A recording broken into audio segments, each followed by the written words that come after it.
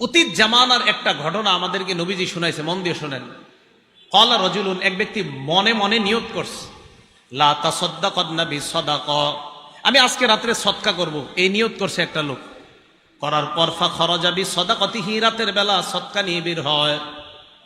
সদকা নিয়ে বের হওয়ার পর ফাওয়াদাহা ফি ইয়াদিস সারিকিন, একজন চোরের হাতে সদকা দিস। সদকা নিয়ে বের হইছে, একজন চোরকে দিছে সদকা। তো এই লোকটা চোররে সদকা দেওয়ার পর বাসায় আসছে, আসার পর রাতের বেলা ঘুমায় গেছে। ঘুমায় যাওয়ার পর ফাসবাহু ইয়াতাহাদ্দাসুনা তুসাদ্দিকাল লাইলাতা আলা সারিক, জনগণ সকালবেলা বলা বলি করতে লাগলো রাতের বেলা একজন চোরকে সদকা করা হয়েছে। ওই লোকটা যখন এই কথা শুনলো, শোনার পর ওই লোকটা বলল, আল্লাহুম্মা লাকাল হামদু আলা সারিক, আল্লাহরে বললেন, আল্লাহ তোমার প্রশংসা, আমি একজন চোরকে সদকা করলাম, আমার তো জানা নাই। আমি নিয়ত করলাম লা আতাসাদ্দাকান্না বিসাদাকা, আজকে রাত্রে আমি আবার সদকা করব। রাতের বেলা সদকা নিয়ে বের হয়। ফাওয়াদাহা ফি ইয়াদি জানিয়া, দ্বিতীয় রাতে একজন ব্যভিচারিণী নারীর হাতে সদকা দিস। প্রথম দিন চোর, দ্বিতীয় দিন একজন ব্যভিচারিণী নারী, যে টাকার বিনিময়ে নিজের পবিত্র সতীত্ব বিক্রি করে বেড়ায়, এমন একজন নারীকে দ্বিতীয় দিন সদকা করছে। রাতের বেলা লোকটা ঘুমায়, সকালবেলা জনগণ বলা বলি করতে লাগলো, তুসাদ্দিকাল লাইলাতা আলা জানিয়া, রাতের বেলা একজন ব্যভিচারিণী নারীর হাতে সদকা করা হয়েছে। ওই লোকটা এবার আল্লাহর দিকে তাকায় বললেন, আল্লাহুম্মা লাকাল হামদু আলা জানিয়া, মাবুদ তোমার প্রশংসা, আমার তো জানা নাই, আমি একজন ব্যভিচারিণী নারীকে সদকা করলাম। লা আতাসাদ্দাকান্না বিসাদাকা, আমি আবার নিয়ত করলাম আজকে রাতে আমি আবার সদকা করব। রাতের বেলা লোকটা সদকা নিয়ে বের হয়। রাতের বেলা সদকা নিয়ে বের হওয়ার পর ফাওয়াদাহা ফি ইয়াদি গনিহিন, 3 নাম্বার দিন একজন ধনী মানুষের হাতে সদকা দিস। এক ধনী মানুষ রাতের বেলা টাকার টেনশনে রাস্তায় হাঁটতেছে, এত টাকা পয়সা, রাতে টেনশনে ঘুম হয় না। এই ব্যক্তি কি করছে, রাতের বেলা রাস্তায় একজন লোকরে দেখছে, ওই বেটার হাতে সদকা দিয়ে দিস।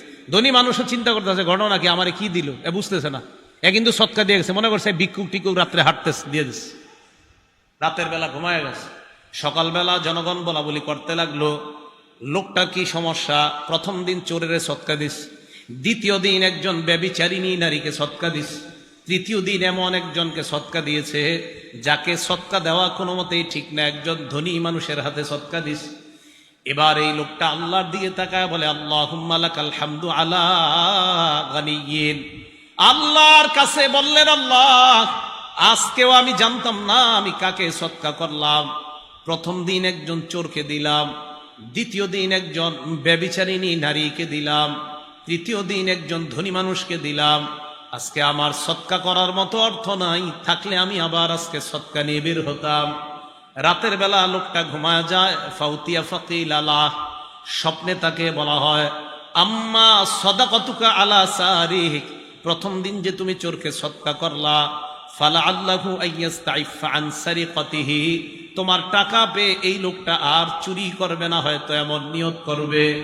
দ্বিতীয় দিন ব্যভিচারিণী নারীকে তুমি সদকা করলা, ফালা আল্লাহা আনতাস্তাইফা আন জিনাহা, এই নারীটা টাকার লোভে মূলত তার সতীত্ব বিক্রি করত।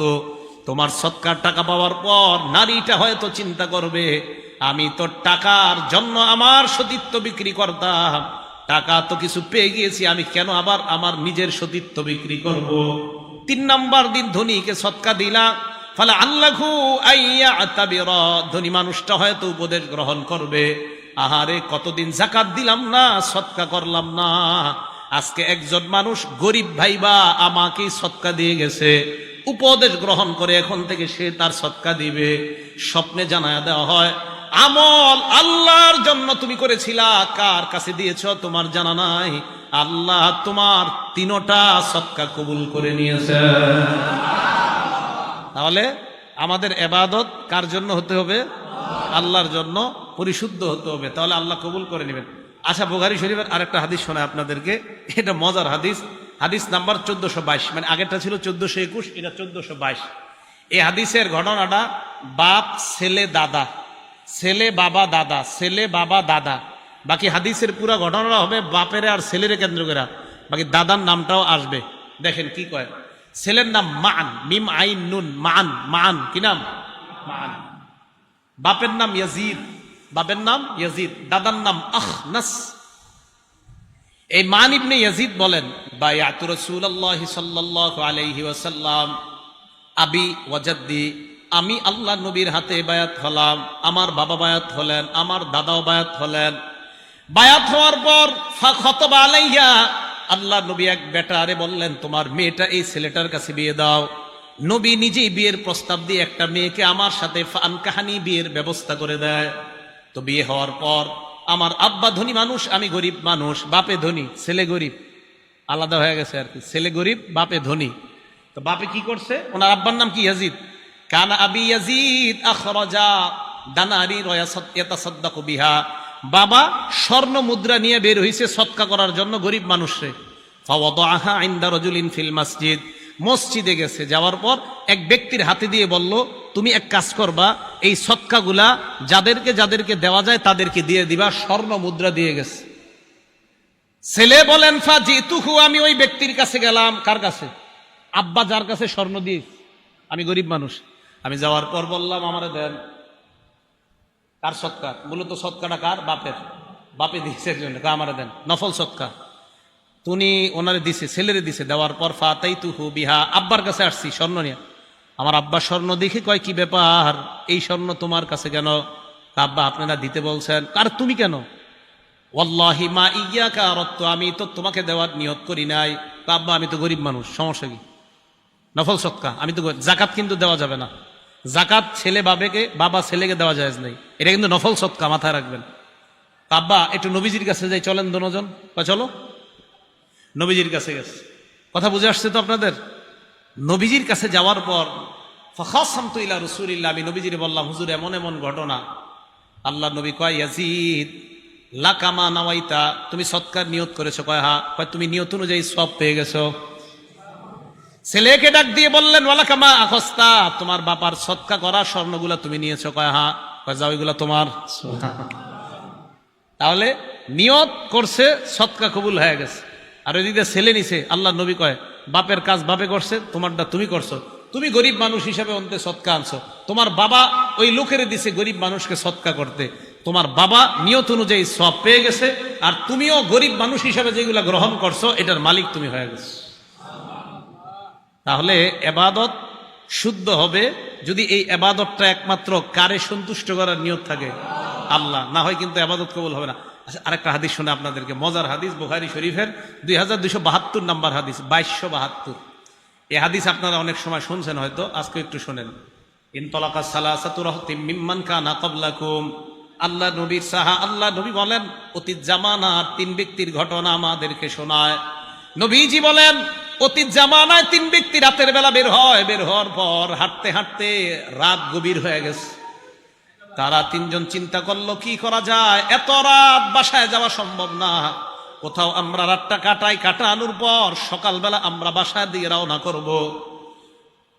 যে নিয়ত, ফাআউল মাবিতা ইলা গারিন ফাদাখালুহু, একটা গুহার মধ্যে তারা ঢুকছে রাত কাটানোর জন্য। গুহায় ঢুকার পর তাদের নিয়ত, আজকে গুহার মধ্যে রাতের ঘুমায় আমরা কাটায়া দিব, সকালবেলা আবার বাসায় রওনা করব।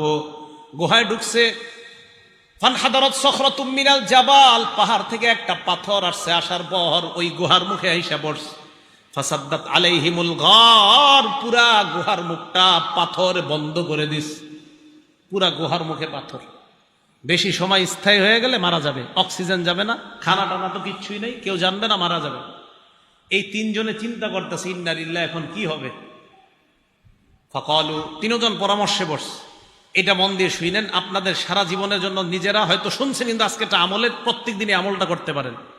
তারা 3 জন যে কথাটা বলছে, এটা আমার আর আপনারও কথা হবে আজকে থেকে। 3 জনে বলতেছে, লা ইউনজিকুম মিন হাদিহিস সখরা ইল্লা আন তাদউল্লাহা বিসালিহি আমালিকুম, এই পাথর নামক বিপদ থেকে কোন জিনিস আমাদেরকে উদ্ধার করতে পারবে না, একমাত্র আমাদের জীবনের খাঁটি কোনো আমল দিয়ে যদি আল্লাহর কাছে দোয়া করতে পারি, ওই দোয়ার বদৌলতে আশা করা যায় এই পাথর আল্লাহ সরায়া দিবেন।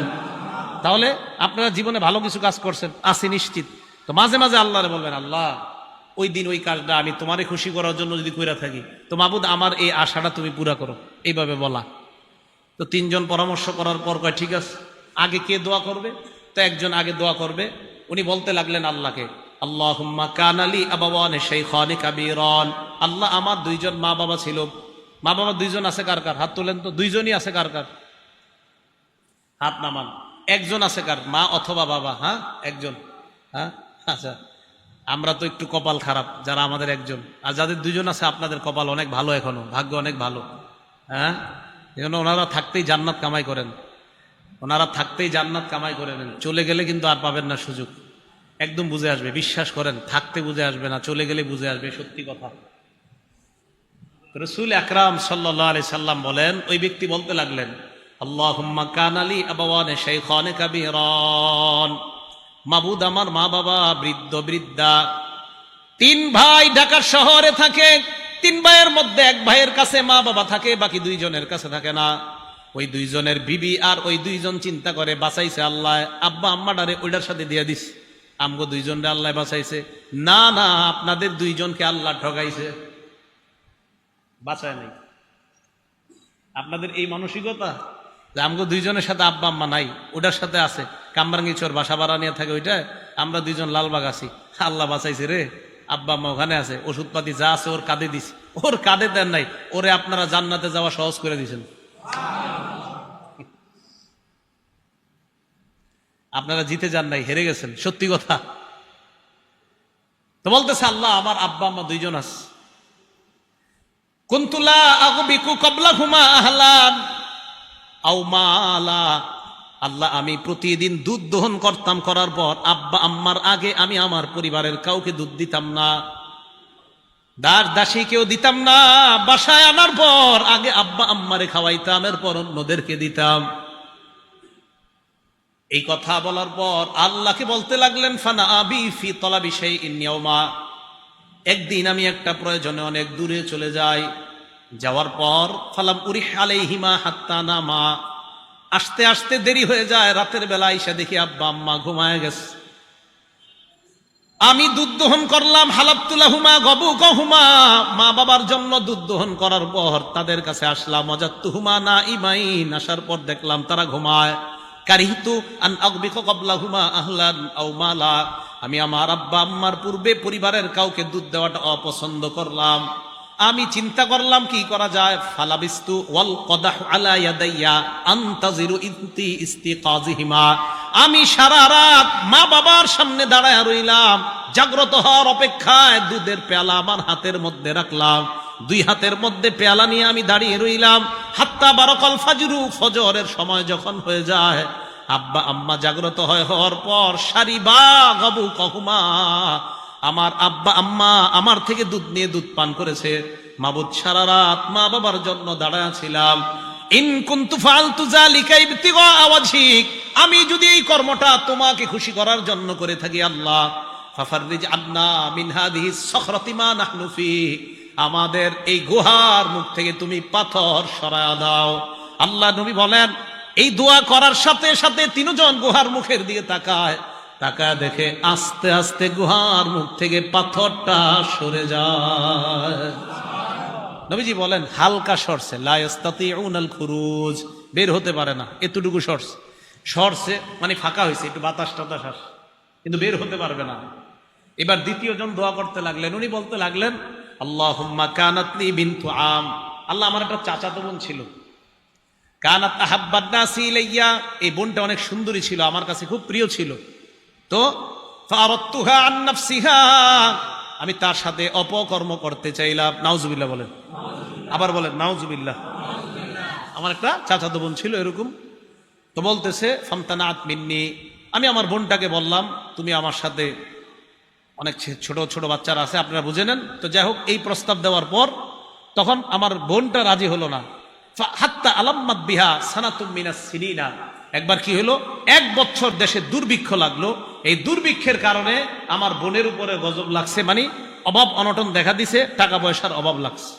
ফাজাআতনি, আমার কাছে আসছে, আয়েশা কয় আমার কিছু টাকা পয়সা দিয়ে সাহায্য করো। ফাআতাইতুহা 20 ওয়া 100 দিনার, আমি তাকে 120 দিনার স্বর্ণ মুদ্রা দিলাম। আলা আন তুখাল্লিয়া বাইনি ওয়া বাইনা নাফসিহা, এই শর্তে আমার সাথে ওই কর্মটা করতে রাজি হতে হবে, বলেন নাউজুবিল্লাহ। ফাফালাত, সে রাজি হয়ে গেছে। রাজি হওয়ার পর হাত্তা ইযা কাদারতু আলাইহা, আমি যখন পরিপূর্ণ সুযোগ গ্রহণ করলাম, করার পর আমি যখন তার সাথে এই অন্যায় কর্মটা করব, বোনটা আমার দিকে তাকায় কয় লা উহিল্লু লাকা হাত্তা তাফুদ্দাল খাতামা ইল্লা বিহাক্কি, আমার মোহর ভাঙ্গার অনুমতি আমি তোমাকে দিতে পারি না, তোমার জন্য বৈধ মনে করি না। তুমি চাইলেই অপকর্মটা করতে পারো, তবে আমার মোহর আছে একটা, ওই মোহর আনা দিয়ে কোনো পুরুষ এখনো আমাকে বৈধ করে নাই, তুমিও বৈধ করো নাই। তুমি যদি মোহর আনা পরিশোধ করে বৈধ করতে পারো, তাহলে এটা হবে বৈধতার শুরু। অবৈধভাবে আমি তোমার জন্য এই কর্মটা অন্যায় মনে করতে